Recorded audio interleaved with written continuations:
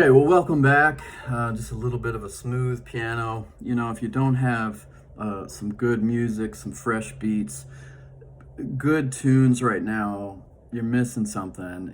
We need music in this time. And I'm going to talk a little bit more about that in just a minute. Music's powerful, so we'll go into that a little bit. But what we're going to jump right into is we're talking about how to regulate that nervous system, how to regulate and get out of these sort of body and mind states, really triggered by that amygdala part of our brain, really kicked in with the sympathetic nervous system sort of saying, hey, we need to protect you.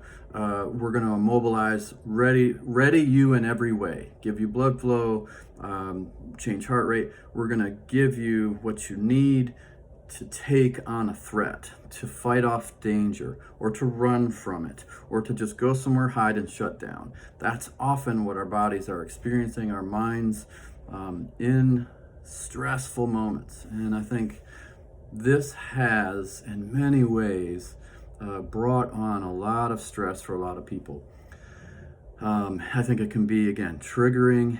The sort of loss of connection can trigger other losses of connection. The real stress of this can trigger other stresses of this. Maybe some anger we feel right now can trigger other moments of anger. So again, constantly sending our body into this place of activity, fight, run and hide, go, amp up. So we're going to talk right now about how to slow that down, how to get ourselves out of that part of our brain into the parts of our brain that give us that parasympathetic nervous system that's more about bringing us to a place of rest, to be able to really digest this in a new way and bring things to a calm. One of the things that does that, I talked a little bit last segment about the need for other people to be able to connect as best you can with another person. Now, ideally, we would love to be able to do that, all of us right now, in person. But we don't have that. But we have video, and I think it's still going to be good to be face-to-face with someone best you can. And it reminds me of this practice I call orienting. That's the first one. And it reminds me of when I get on a plane. So many of you may fly. People may have different experiences of flying. For me, I do it. I love to travel, but I don't love flying necessarily, and I tend to get some anxiety. Take off, flying along, specifically in those moments where we hit that turbulence, immediately I am flooded with some anxiety. So what I've found myself to do in those moments is orient myself to another person. And so I basically use another person to give me feedback about myself. Here's how it works. So we're flying along. I'm playing maybe a video game or maybe reading something, and we hit that turbulence. I get amped up, and immediately what I do is I look for people who, in my mind, I'm guessing that they are a business person, which means, in my mind, they fly. These are people who probably fly literally every day of the year. Why I go to those people is because if it's true they likely fly every day of the year, when we hit that turbulence, I can find them, ask myself, what are they doing in this moment where I'm experiencing fear? I take the information that is something they're doing, which is either sound asleep, lost in a good book, responding to some emails, but overall literally completely at peace with turbulence. I then am able to sort of ground or orient myself in that moment to say, if all those folks who fly every day are fine with this drop for a minute, this turbulence, then I can literally be able to tell myself, I am okay. I sort of practice that. And why that's important is because when we orient ourselves through the face of another person or the experience of another person, you have to think back from the time when we were infants, right? And we didn't have language, and we couldn't sort of self-soothe in a given moment. We sort of need that presence, need the presence of another person. Of course, in that time would be the life of a primary caregiver. They become this sort of external nervous system operating for us. And I think that's very true for the experiences we have and can have with people. Again, there's two parts to the central nervous system. There's the sympathetic nervous system, and there's the parasympathetic nervous system, which is, again, that's the system that will help us get out of the other system and bring things to a calm. So thinking back about that time when we were infants, we have that nonverbal, kind of at the level of the brain and the body, and so there's this facial engagement. There's this gaze upon us, and we're dependent upon that to orient ourselves when we're infants. And when we have that constant help, that caregiver that sort of looks upon us and says, "You are safe," that can become hardwired within us and stay with us for long periods of time. It's our nervous systems reacting to one another. So that sense of orienting ourselves with another person, it's got a real regulatory effect to it when we're with people we feel safe with. Connection right now is important, okay? All right, so practices. Here's the first one, music. So again, I talked to you about the importance of fresh beats, good tunes, trying something new, try a new genre. There was an article in Time magazine recently from let's see, it was an article in Time magazine talked about how to find happiness, and they were talking about music, and they shared some work that someone named Alex Korb did, a postdoctoral person, researcher in neuroscience with UCLA, wrote the book called The Upward Spiral. Basically, listen to this quote. He says this: "One of the strong effects of music comes from its ability to remind us of previous environments in which we were listening to that music." That's really meditated by this one limbic structure called the hippocampus, which is really an important thing called context-dependent memory. So essentially what this is saying is this: what I want you to do this week is remember a different time in your life, a time when you were happier. Specifically, if you can think of a time when you were happiest, and this could be right now, and bless you if that's true. And listen to that music. Listen to the music from a time in your life that you were happiest. That literally creates this thing, again, in the limbic system where emotions are, in the hippocampus, and it sort of gives the brain this ability to almost take us back to that time and experience and feel and think about the things going on in that time. So try that this week. Listen, create a playlist called The Happiest Time in My Life, and listen to that a little bit. A lot of research out there now, and I'm going to share a little bit more about this when we talk about sleep. A lot of research out there now about listening to classical music for 45 minutes before sleep. Talks about changes in mood, helping increase sleep, making it easier to fall asleep. I'll talk a little bit more about that, I think, when we get to that place of talking about sleep. Because I don't know about you, but I've had some tough moments just falling asleep. And I tried it last night, and it really helped, just listening to some classical music. So the power of music in general is huge right now. I think, again, having those sounds, the music, listen to rain, listen to the ocean, close your eyes and literally be somewhere else. I think music is a really powerful thing right now. So I talked about orienting, that sense of being on a plane. The next thing is grounding. And so, again, I was reading about this recently in a book called Try Softer by Andi Kolber. She's a fellow licensed professional counselor. I really love her work.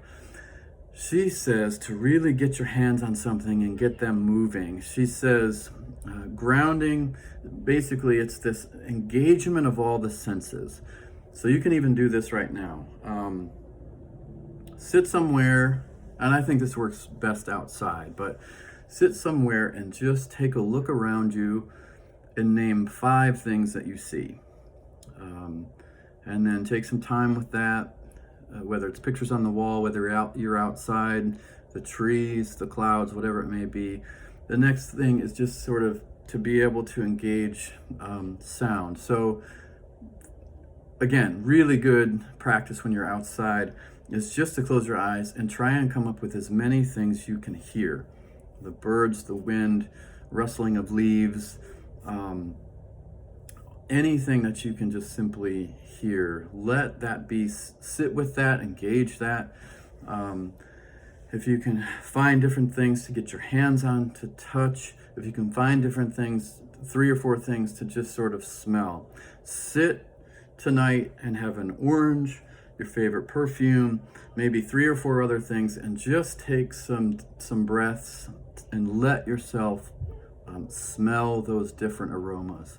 There's a lot about aromatherapy. I really love the sense of smell. And then to taste. If you have some things to taste, to savor some things, go through those senses and let yourself really be tuned into that experience. I think that's a sense of really grounding. Now, this is really helpful when you're really in this state of overdrive, overwhelmed, can't sit still, I've got to move, I'm on edge. Really engage these things. The other thing Andy Kolber talks about is beauty hunting. So this is something I love to try and practice. So we're finally maybe going to make a turn here. I don't know if any of you loved the snow, if you were in Michigan yesterday. I did not. Did not. I am ready for real good weather here. I think next week we're going to get some good weather. As the weather gets better, go outside. Beauty hunting is this. It's to really be tuning in to everything that is alive out there. So one of the things I'll do is I'm doing some work by my window, and I see a blue jay or a cardinal come up to a tree. Now, in the past, I would simply look at that, say, okay, cardinal, go back to work, or okay, blue jay. What I'm learning to do now is really sit with and be in the presence of and tune into that bird and wait until it's gone. Look for beauty, look for nature, sit by the water and watch it move, listen to it. Go tune into what's going on outside with so much more intention. When you go for a walk, pay attention to everything around you. Stop and ponder. Stop and let yourself be in awe of something, to be in wonder about something, be curious about something.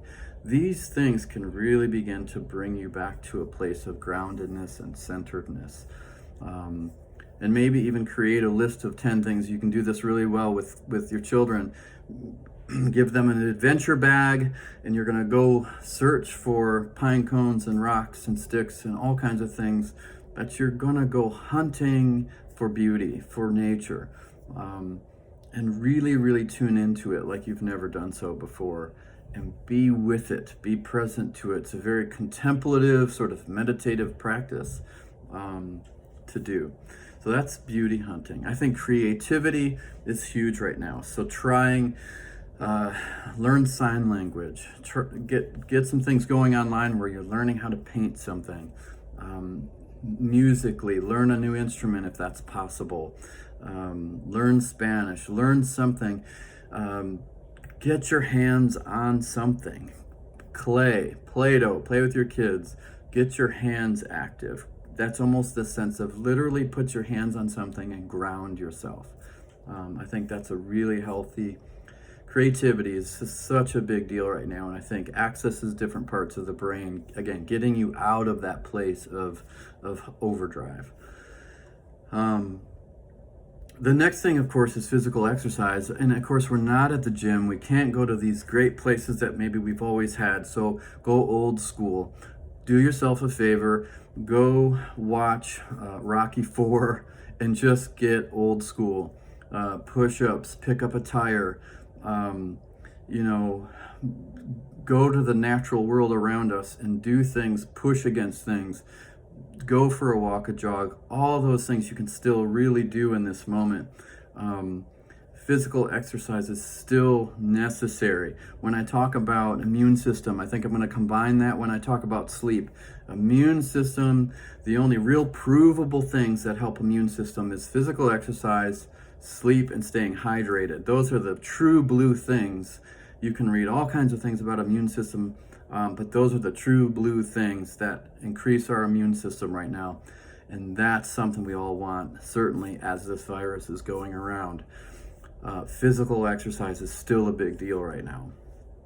The next thing is called earthing.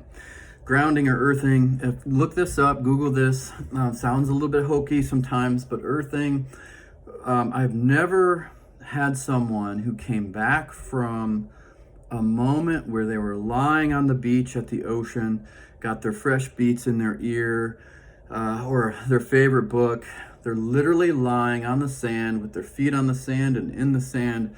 No one's ever came to me after that experience and said that sucked. That was not a cool experience.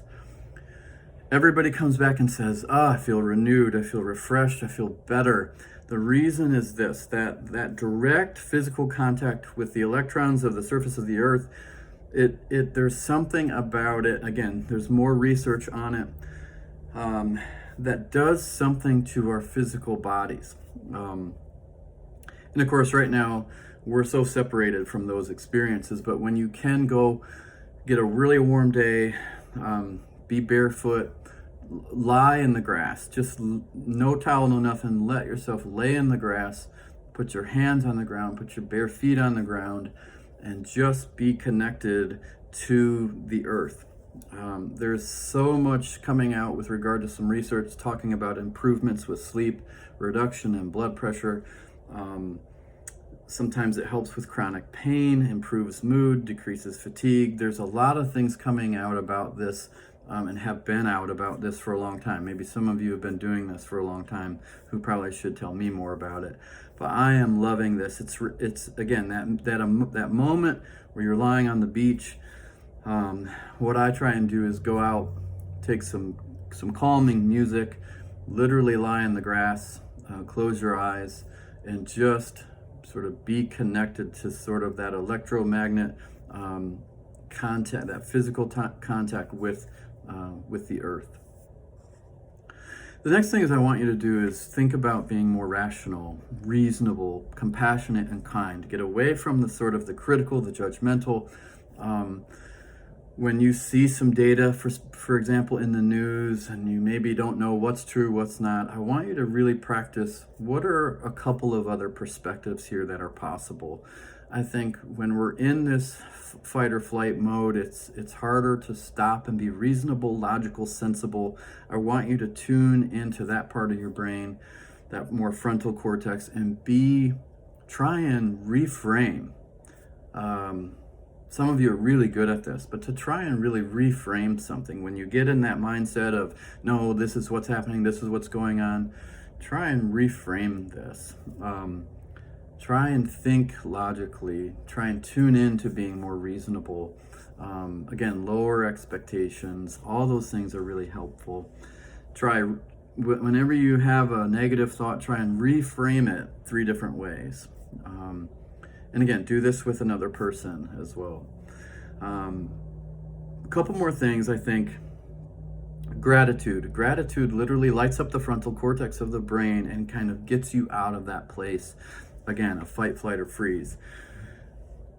Some of the neuroscience research now with gratitude is saying this: even if you put a blank piece of paper down and a pen down and sit and stare at those things while sort of beginning to ponder what you're grateful for even in this moment, even though you haven't written anything down yet, while you're staring at the pen and paper, it's already lighting up the frontal cortex of your brain. That is fascinating.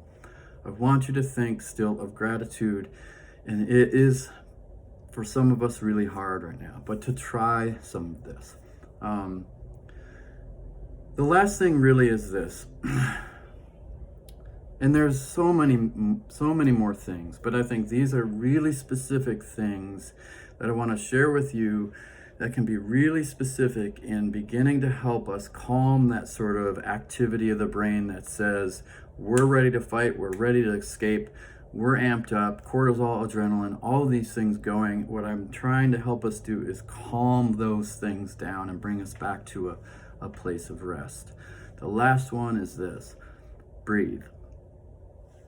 Breathing is humongous. And what I want you to do, there's all kinds of styles to this, but I think one thing that I've tried to practice is sort of this 4, 7, 8. And there's all kinds of different formulas and models and numbers, but to basically breathe in for 4 seconds through your nose, hold it for 7 seconds, hold your breath for 7 seconds, and then when you let it out, I want you to let it out for 8 seconds. So breathe in 4, hold 7, breathe out 8. Now the difference here is when you breathe out, and you'll see different people talk about this, when you breathe out for that 8, you breathe in through your nose, and when you breathe out the 8, you're gonna blow it out through your mouth. And what I want you to do is put your tongue on the front back part of your upper teeth, and basically almost like you're blowing a candle out, blow that out for that 8 seconds. Do this for a couple of sets of 2 and 4. Definitely do this before bedtime. That is also a really helpful connection point to I think getting better sleep, is to be able to take these nice deep breaths. Some of the doctors out there right now are talking about what we can do if we were to contract the virus. One of the things they're talking about is practicing breathing, because even those folks who have the virus, doctors are saying it's still good to practice breathing. So to even do this now at any point is helpful. And I think, again, it's all going to be part of calming that sort of brain activity, returning us to this place of rest. At the end of the day, the biggest word for me always is to be kind. To be kind specifically to yourself right now in this moment. And then as to the degree that you can do that, I think we become people who can offer it to others as well. Stay tuned. What I'm going to share next in the next segment is we're going to talk a lot about sleep and immune system, something I've wrestled with all my life, sleep issues. And of course, right now, I think even harder to find this good, healthy sleep. So thank you for being with me. Go Cougars, and stay well.